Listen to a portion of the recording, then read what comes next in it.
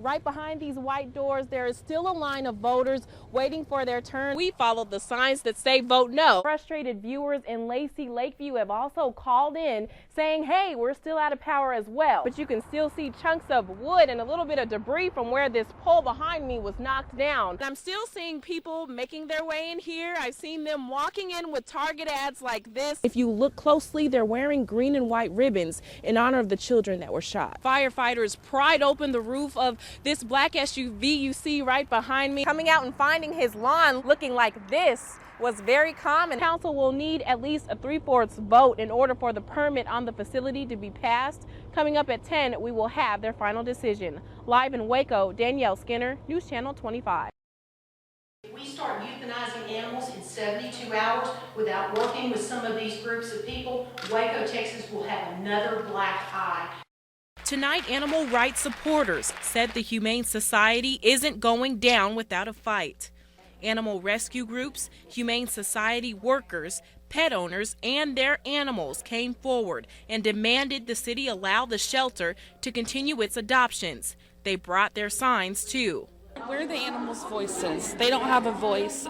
My dog is like my child, and he means the world to me. And I can't stand to think of them killing them within 72 hours. The city of Waco had plans to take over the shelter's operations. They would keep stray or abandoned animals for 72 hours. If the animals weren't adopted or found by their owners, they would be killed. We are here to let you know your proposal for the takeover and closing the shelter to adoptions is not acceptable. Denise Reinker is an animal rescuer and trainer. She started a petition on change.org that has over 2,000 signatures. Right now, Wacoans have a very bad taste in their mouth for the shelter. In this petition, she demands the city allow more time for pets to get adopted and build a new shelter.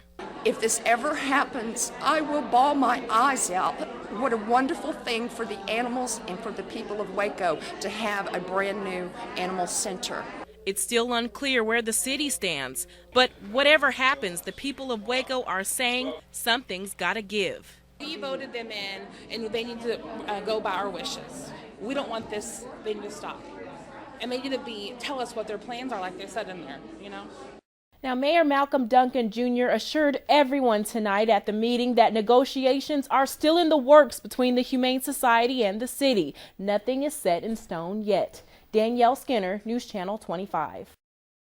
This Army sergeant is pretty riled up. I will fight this case until I can no longer fight this case. I will do whatever it takes. Sergeant Richard Quarter plans on hitting the BBG phone company hard this time. The lawsuit involves more soldiers, and he's done his math. Knowingly rip off soldiers like that when you're charging $41 for 4 seconds, that averages out to $615 a minute, and that is unacceptable. Quarter says the company doesn't show what they charge on the actual payphone. He didn't know about the fees until a huge bill ended up in his mailbox. We risk our lives on a daily basis, and they're going to rip us off? Why? I wanted some answers too, so I called the phone company, got receptionist after receptionist, and still no one would comment. And that's when the case got much bigger. In fact, Sergeant Quarter says it's not about the money, it's about soldiers being taken advantage of. Before the lawsuit, Quarter's lawyers tried to work things out with BBG, but had no luck. We're asking, take care of our troops. Don't swindle them.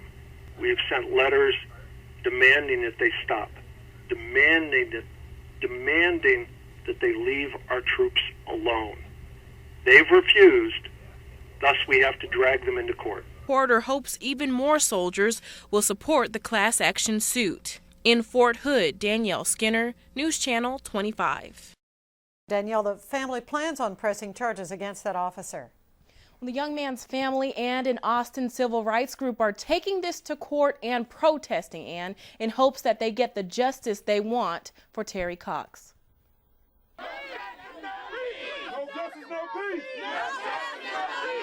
Dozens of loved ones gathered in downtown Temple for hours for Terry Ray Cox. It is unjustifiable, and we need justice for Terry. That the family is seeking answers for a shooting that took the life of one of their own. That was my best friend. Like, I talk to him about anything. You know what I'm saying? Like, now I ain't got nobody to talk to. Back in December of last year, Officer Gary Smith pulled Cox over for an expired tag. Temple police say Cox drove off with Officer Smith's arm stuck in the door. Smith fired shots into his black SUV before it crashed here.